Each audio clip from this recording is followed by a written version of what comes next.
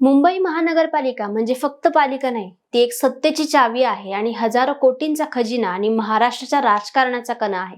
म्हणूनच मुंबई पालिका जिंकणं म्हणजे फक्त मुंबई जिंकणं नाही, तर संपूर्ण राज्याच्या राजकारणावर पकड मिळवणं आहे. 1971 साली शिवसेनेचा पहिला महापौर आणि मुंबई महानगरपालिकेत निवडून आला आणि 1985 मध्ये शिवसेनेने पूर्ण बहुमत मिळवत पालिकेवर निर्विवाद वर्चस्व प्रस्थापित केलं.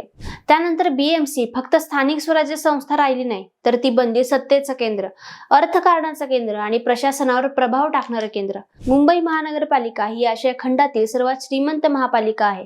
2025 ते 2026 चा अर्थसंकल्प तब्बल 75,447 कोटी, मुदत ठेवी म्हणजेच एफडी 81,744 कोटी.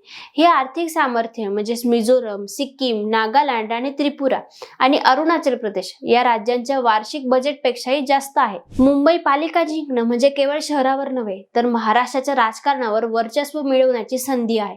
मुंबई जिंकणारा फक्त महानगरपालिका नाही जिंकत, तो फक्त पुढच्या राजकारणाची दिशा ठरवतो.